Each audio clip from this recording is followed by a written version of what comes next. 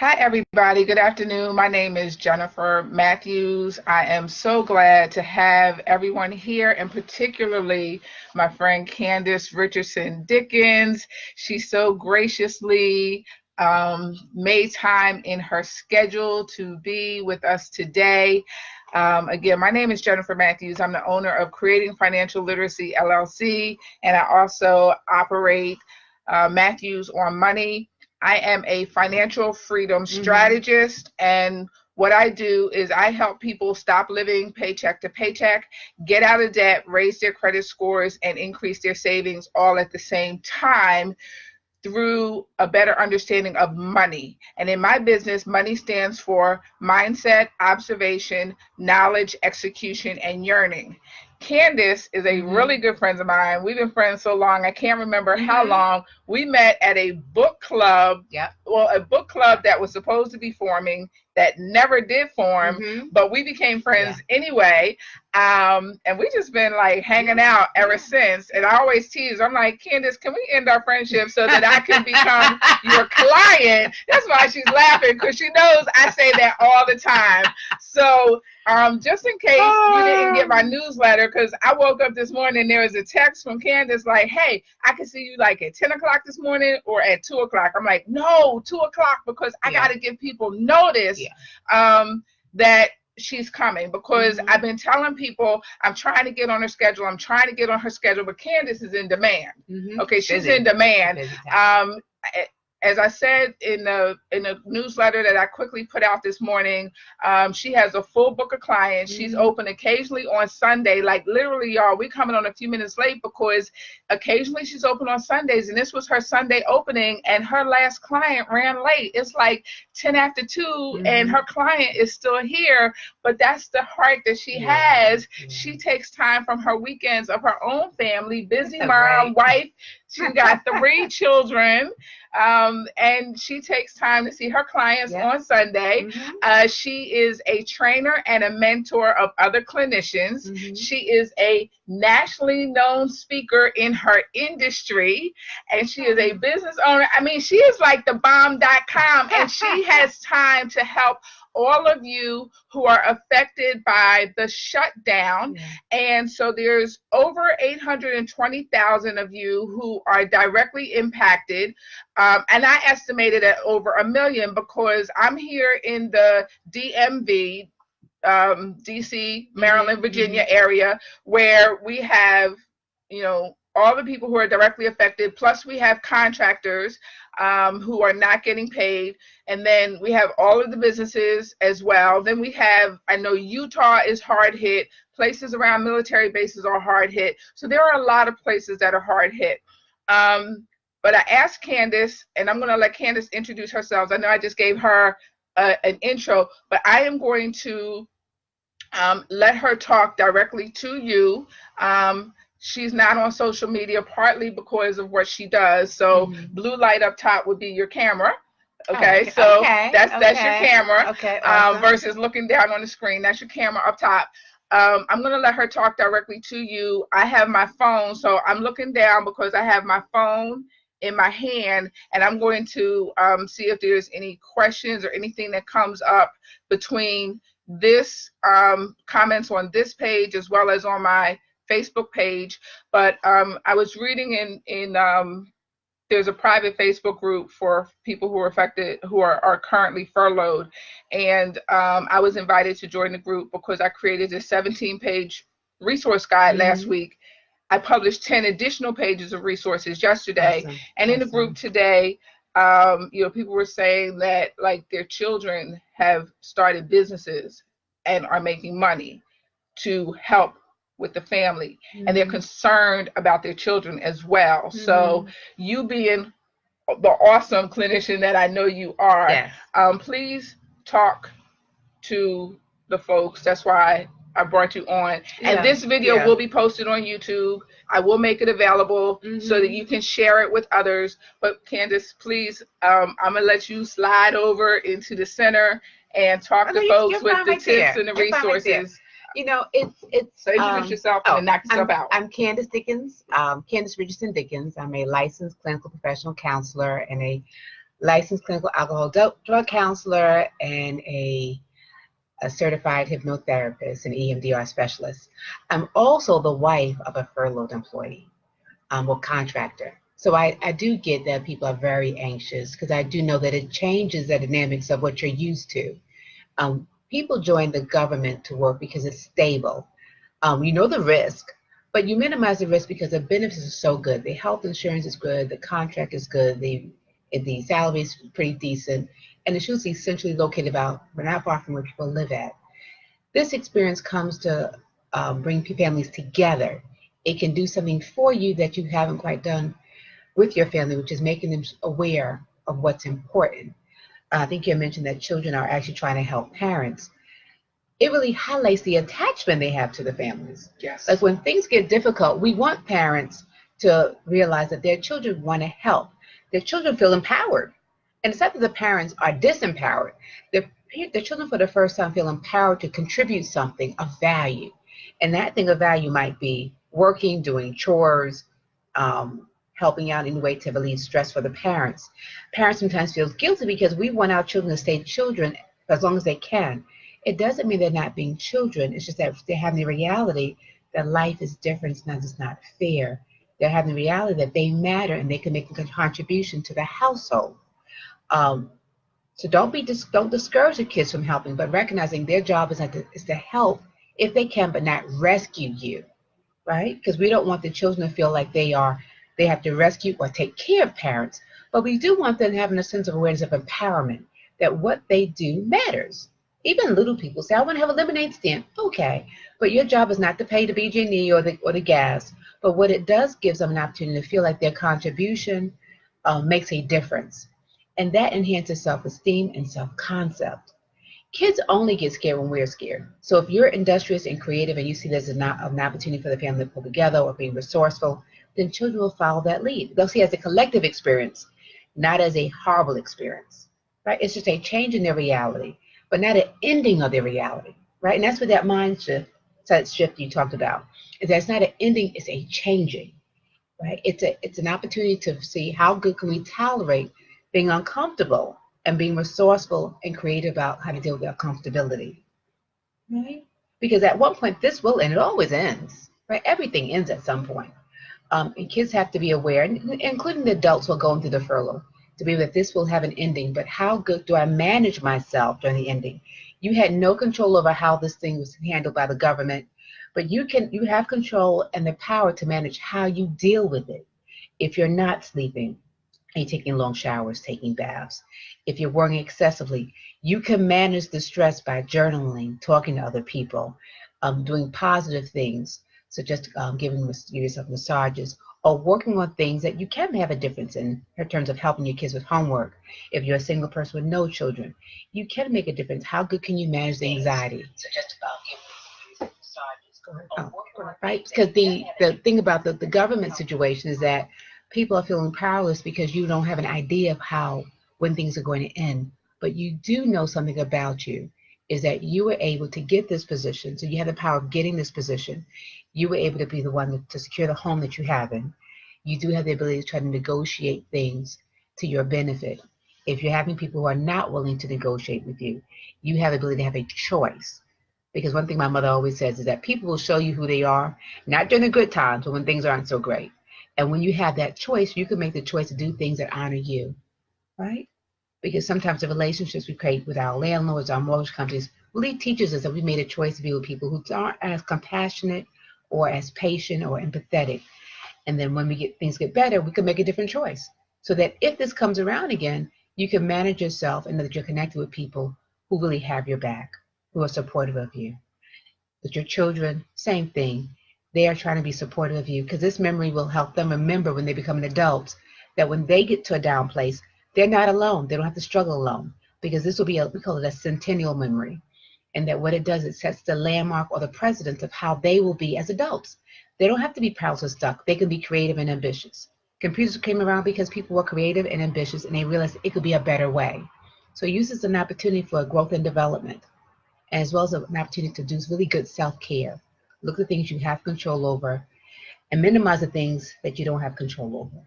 So when you say self-care, what are some examples of self-care? Self-care would be looking at, if I'm anxious, doing self-care, looking at pressure points, massaging face, doing self-care, moving into looking at the pressure points here, doing self-care. If I'm anxious, giving myself permission to do really good hand work. Here's my hand.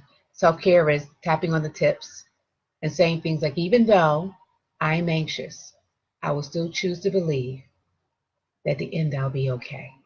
Even though this is like a great movie where I don't know how it's going to end, I will still choose to be the hero and be on my feet at the end of this movie. This is just a situation. It is not a lifetime. Even though it feels like a lifetime, it is not a lifetime, right? So this is a tapping technique that you can do in the privacy of your home. And there are some people who I'll say at Burger King who I'll watch them tap. These are pressure points where people tap. And what they'll do is they'll add a stem to it, such as, even though I'm feeling out of control, I will still choose to believe I am still in control. The government may be out of control, but I, the person, am still in control.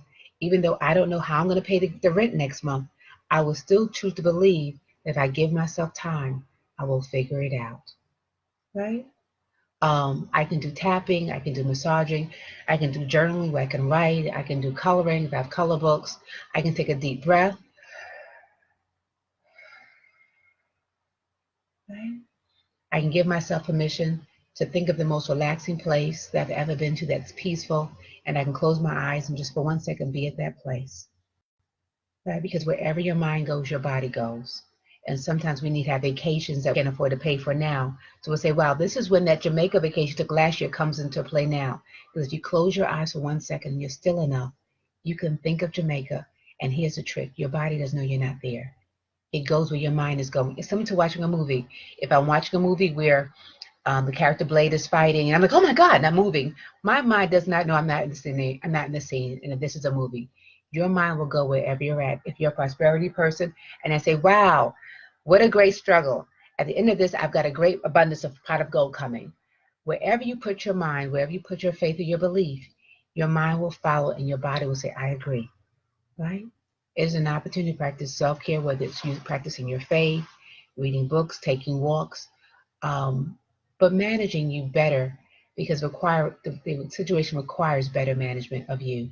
Because you can't change the situation. The situation we're powerless over. But we have power over is, where do I let my mind go? So if I find myself working for an hour, you can stop that. You might be able not to stop the government, but I can stop that by creating positive distractions by cooking, cleaning, journaling, praying, watching something on TV that's funny, reading a book, connect myself to spiritual practices, going to the library. I can remove myself and just take a break from the worry and say, you know what? I've done this for an hour. I'm going to give myself an opportunity to do something else for the next hour. And then the next hour, I'll be back to worrying. But I might even make that hour be a little bit different. May I worry? Instead of an hour, I do 20 minutes. I cheat on the worrying, right? Instead, I give myself an opportunity to have more relationship with peace and balance or joy or something else other than worry. Positive distractions and cheat on worry. Cheat on the worry. Right? I love it. Positive distractions and cheating on the worry. This is when you get an opportunity to be a cheater. Right. Because the worry will hold you hostage. The worrying is selfish. It just wants all of you. It doesn't want to share you with anyone, right? It's like jealousy. It wants all of you. And it will talk you into a situation where all you have is your worry and your fear, and your family won't get any of you. But you're just so consumed by the worry that it's like a lover that won't let you out, won't let you use your cell phone. And you've got to make a decision. I deserve more than this because it's controlling me, right? What the government did was that they shut down the government. But what I did is I may have shut myself down. So give yourself permission not to shut yourself down. Open yourself back up to the possibilities. This is just a moment. How good can you take care of you, right? Because the worry is never about what's happening now. It's about what's going to happen later. But we'll say, take good care of you. Do the things that help you. If you're running out of food, go to soup kitchens. If you're running out of food, go to food pantries. Go to food banks. Even churches have it. If you're worried about gas and electric, I know that there are a couple corporations, and I think you have an amazing list. If I'm worried about that, then I empower myself by using a list like what Jennifer has to give me options. Your worry doesn't want you to have options. It wants you all to itself. Yes. Just like fear wants you all to itself. Doesn't want to have options. So if I look like if I think about, I can only think about this. If I think about like an R. Kelly situation, he wants all those girls to himself. He doesn't want them to go outside. He wants them all to himself. That's how worry is. It will talk you into a situation that doesn't honor you. But to honor you, would think, what's good for me? What do I deserve? If I think about this 100 times, is that what I deserve? No, because everything you think creates a feeling, and every feeling shows up in your body and makes you tense. Which is why taking showers is great, because when you're in the shower, you're not thinking. So you can be the cleanest people you want to be during this period. Take 20 showers. It doesn't hurt you, right? But what it does is that when we're in water, it calms us down. So I'll say to people, just run the water. Oh, that's my water bill. Okay, then take a bath. Or have a bowl of water and put your hands in it like you were kids again, right? Connect back to nature. If you're a gardening person, go outside. There are no flowers. Go to Lowe's, go to Home Depot, go to some places that allow you to connect back to that part of you that has balance and peace, right? And Candice mentioned the guide, and I mentioned the guide too. So I put together what started out as a 17-page resource guide and added 10 pages, and it's available online, www.shutdownhelp.gr8.com. You'll see a link for it on this Facebook page as well as my own Facebook page. And it's free. And one of those resources is 211, the United Way, 211. You can dial 211, or you can go to, they have a website. I don't know if it's unitedway.org or 211 has its own website, but by zip code, they're connecting you with resources. So that's one of the national resources that I added to the 10 pages that I published yesterday. So there are national resources out there. So they're out there. They're out there. Can I just say one thing? I know that University of Maryland was offering people free tickets if they came and show their ID card. I know that the Harlem Globetrotters were coming to town with free tickets to take 2 tickets for anyone who is interested. And there are a lot of people who say, I don't want to go, I'm depressed. Okay, depression and worry are like jealous lovers. If they lock you in a room, you'll never get out, right? And they'll paralyze you. And then all you'll be able to focus on is what you're afraid of, what's going to happen next. But here's the dangerous thing. We can't predict the future. So all you can do is improve the moment. So going to a game gives you an opportunity to come out the room with the fear that's paralyzing you and holding on to you. And it gives you an opportunity to tap into something that gives you enjoyment and makes you smile, right? Because we want you to be able to create care plans and opportunities where you're doing something different, right? Yes. And Candice and I are both based in the DMV, but the guide has resources, a lot of DMV resources, because that's where we're based, and there are so many government workers and contractors here. But in the guide, I tried to branch out and come up with resources outside the DMV. And like I said, Utah is hard hit, but West Virginia has a lot of resources because there's a lot of government employees in West Virginia. Right. But there are links in the what did I call it? Volume 2. I called it Volume 2. Yeah. And I start with, I had no plans to write one resource guide, let alone write a second resource guide. I called it Volume 2. There are some national links, some state links in Volume 2. In Volume 2, I start to talk about setting up your repayment plans, lender resources, all kinds of things. Yeah. But like Candice is saying, it's an opportunity to be proactive. Don't let fear grip you. Don't let depression grip you. That's why I brought Candice on. Yeah. Or shame. Absolutely. Right. There is no shame in this. You had no control right. over this. So and that's what pops up for a lot of people, because shame it's the emotion that no one's born with shame. You got to teach shame. Shame is the emotion that you learn when you judge yourself negatively, or when someone judges you negatively. So shame is taught like this: you're a bad girl. It's your fault you're unemployed. You're a bad girl. You got bad grades. When you shame someone, shame always demands a punishment. And there are a lot of people who say, I'm ashamed because I should have known. No, you didn't know this was going to happen, because it's just not a norm for you. It's happened in the past, but it's very infrequent, and it never lasts this long. It is not your fault.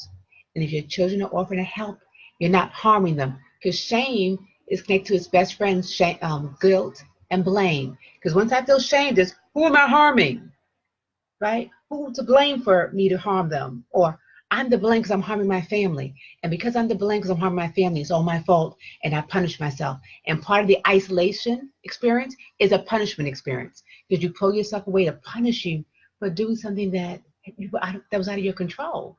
So we'll say there's no shame in this experience, no judgment. It's just an awareness that you are not alone. This was not your fault. This was something that doesn't harm your children. It teaches your children. It becomes a teachable moment. Because every difficult situation from Katrina to the fires really brings people together. And that's where the strength and the power is at. When we, in my field, we have people who are in recovery or who have depression. So we'll say, hey, go to DRADA, NAMI, AANA, because we realize the power is not in the shaming of you, but in the helping of you. And help happens when you have someone like Jennifer who comes and gives you a resource and it connects you with other people who can help. And that's where the healing is at, right? The pain is in the shame and disconnection, and when we stay in one emotion way too long, so that it stops us from living. So what about people who have emotional, I'll call it emotional outbursts because I don't know the right language. So like someone I was reading, they posted, and one of the things about this group is it's a safe space, and she posted that she would just burst into tears. Oh, yeah. So Sadness. what are some resources or things for people who are having these emotional outbursts or emotional breakdowns? What are some resources for them? They can use this time to go to a counselor. They can contact Department of Health offers free counseling in their state. Every state has a pro bono association, so it's pro bono counseling, and put your state in, and they offer free or reduced counseling services for you and your family. If you're in a state that has gambling and you have someone who's a gambler in your family, you get unlimited sessions for free counseling, even if it's not about gambling. But as long as you have a gambler in your family, you can get free sessions in your state. One of the things to recognize is that the emotion is normal, very normal. What you're feeling is not pathological. You're depressed because of the fact there's a loss that's here. There's a loss of a contract, stability. There's a loss of trust. There's a loss of being able to do the things that you normally could do. So the feeling is appropriate. The feeling of being anxious is appropriate. The fear may not be appropriate because fear is a story based on death. And death may not be here. What might be here are delays, delaying you be able to do this. But death is a permanent loss. So if anyone who's lost someone in their family or a close friend, they know death is permanent. This situation is not death. It's a huge disappointment. And disappointment is, I expect something that's not here, that's normally here, or a promise was made to me and they broke their promise, but it's not death, right? It's just a change that's causing sadness. But disappointment is a lot smaller than a death. So whatever you're feeling is normal. You've got to figure out, am I letting the feeling of sadness morph into anger? Because some people who feel sad also feel victimized. And that's what the anger is about, feeling victimized and betrayed, and they're angry. And we'll say, well, how do you normally deal with anger? How do you normally deal with disappointment? Do you talk about it? Do you journal about it? Or do you let it take over you and you act out? Do you act out the emotion and don't feel out the emotion? Because acting out is cursing people out, being short, slamming doors. You're acting it out. Why don't you feel it and let it come down like a balloon, right? Because whatever comes up has to come down. You don't have to push it, and you don't have to let it control you. This could be like, instead of the government controlling me and my emotions controlling me, I'm going to control me. I'm going to feel it without being destructive. I'm going to feel it without hurting people's feelings. But I'm going to talk about it. I'm going to journal about it. And I might even cry, and that's okay. But I'm going to make a promise to not dishonor myself the way the government right now is dishonoring me. I'm not going to do it just because I can do it. I'm not going to be mean to my family just because I can. Because sometimes we do it because they feel powerless. And they'll say, I'm going to be powerful with my family. But you're going to put holes in them. And when this is over, those holes will remain, and you'll go back to work, but you won't have the same relationships.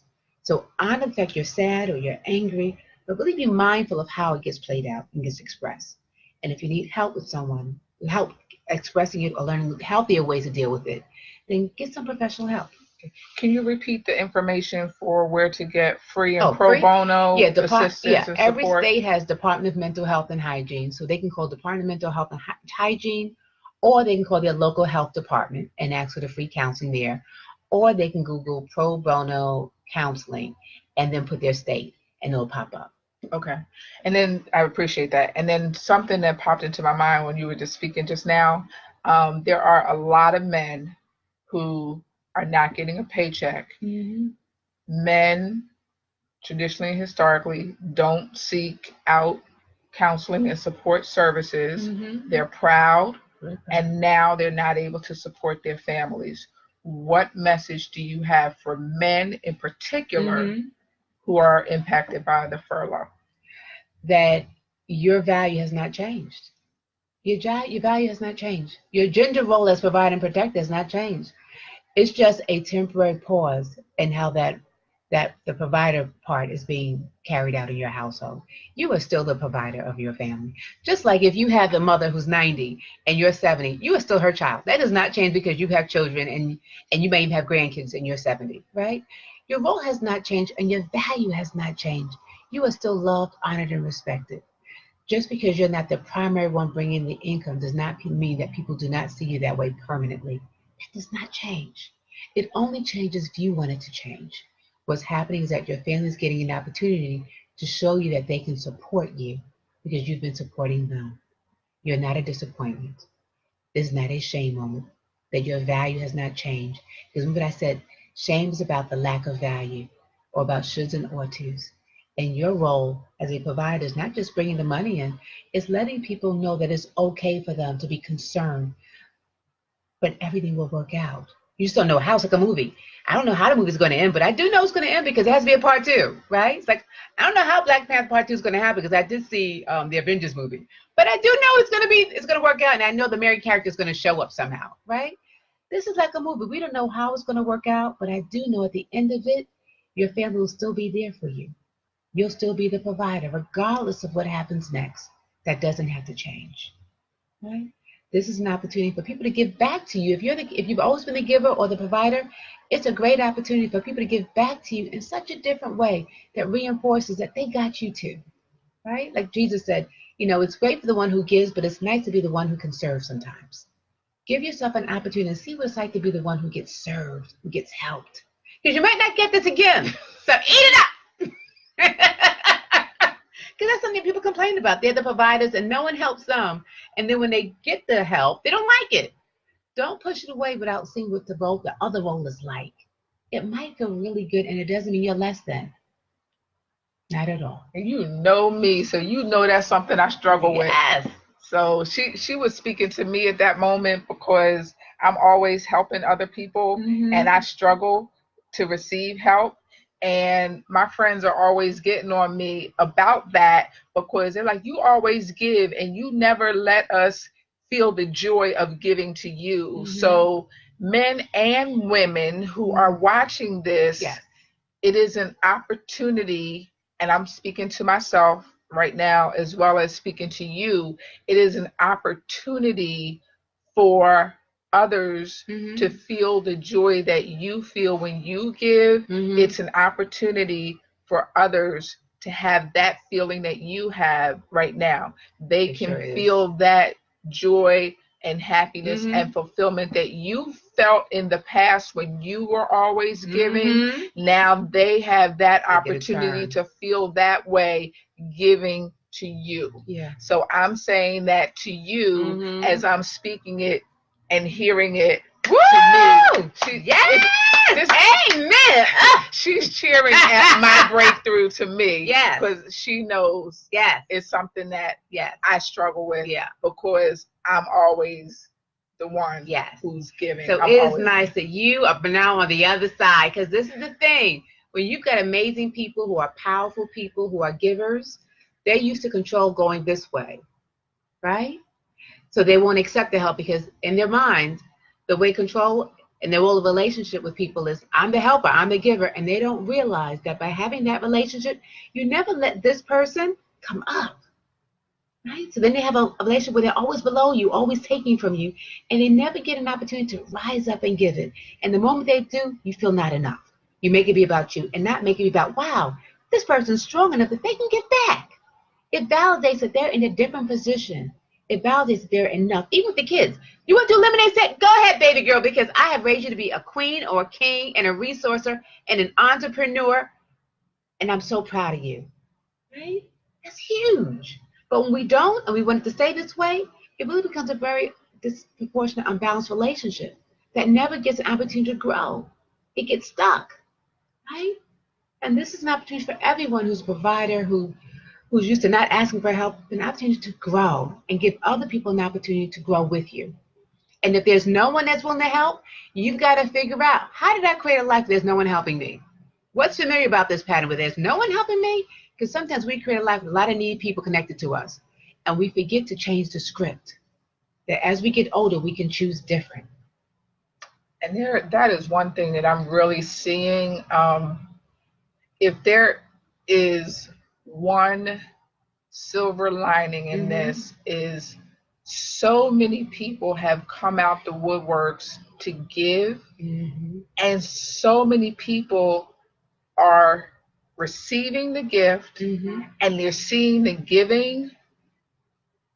We are opening the door for what I am praying is a new level and a new generation of philanthropy. And when I say philanthropy, I'm not talking like, like a Oprah, Bill Gates kind of level. I'm talking like the grassroots kind of thing, like in this Facebook, private furlough Facebook group, where someone opened their front door and there were 2 boxes of groceries and they don't know where it came from.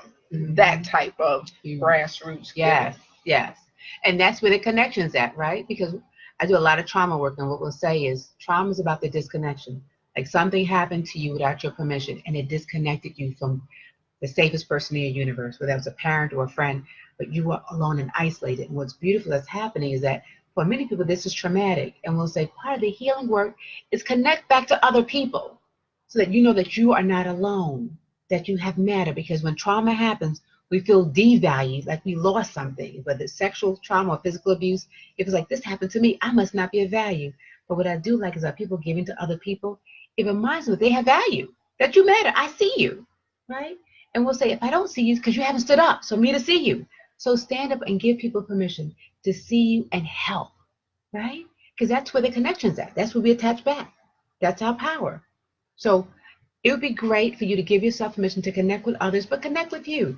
Take care of you, do self-hugs, give yourself permission to go for walks, bathe, journal, take care of you, right? Because there's a lesson in this experience about being connected, and read her resources, because that will also help you look for ways to empower you. So, because we don't know when this is going to end, but we do know that you have a choice in how you take care of you, right? So if you're hungry, your lights are off, and you've not tapped into here, then this is your pattern of not changing when change happens. Because sometimes we're so focused on being right and doing things linear that we don't realize that it's time to make a curve, a U, right? And come back and do it again, do it differently. How willing are you willing to change and grow? So great. I want to say thank you. You have any closing words on tips, resources for adults or children, or anything else you can think of? Just a takeaway. One thing. Everything you think is not real. So don't believe everything you think. So if your first thought is, oh, I'm going to lose my house, that may not be real. It's an awareness, right? Some things we think are like reminders about, like my Alexa. My Alexa reminds me to wake up, reminds me to feed the dog, get the dog medication. It reminds me to do something, study, go to bed, wake up. It's a reminder. Some of your thoughts are just reminders. Or just like, hey, don't forget, if you don't do this, if you don't go on Jennifer's list, you might not. It's a reminder. When we have anxiety because we have the situation that's traumatic, we're out of control, you're going to have a lot of reminders going off in your heads, and you're going to have a lot of forecasting going in your heads. And forecasting is, it's going to get worse. I don't know if that's true, because I don't know when this is going to end, but I do know that you have the ability to manage how you take care of you and who you reach out to. You have the ability to be proactive and not just reactive to everything you think, right? Is have the awareness, take really good care of yourself, and stay plugged into shows like this, to the resource list, and the people in your community that can help make a difference in your life. I want to say thank you. You're welcome. So much. You're welcome. You're so awesome. Thank you so much. And thank you all for watching. Hope you found this of value. And I am trusting, believing, and praying that this shutdown is going to end very, very, very soon. And I'm praying that there is no volume 3 of the resource guide. Mm-hmm. And I am praying that Candice doesn't come back and have to do a part 2 of this Facebook Live. But if I do, that's okay. Yeah. Right? Or maybe we'll come back and do something fun. Maybe something fun, right? Come back and do something fun. Yes. Yeah. Because there's an experience within this experience that everyone's supposed to have. It's Yes. not about the shutdown. It's about what's the experience that got created by me that help me grow. What's the experience in here for you? What's the lesson for you? Yes. Yeah. I've had to pray that prayer before. Like, God, what is the lesson in this for me? What is the lesson in this for me? I have had to pray that prayer before. Yep. What's it come to teach me? What's it come to do for me that I couldn't do for myself? Yes. Good job. So, all right, everybody, thank you. I hope you found some value in this and use those resources that she gave. Yes. This is a recording, so go back and play it over. Those tapping points, go back and replay that and say those affirmations and things that she gave. Go back and replay this, Yes. Share it over and over again. Download the resource guide.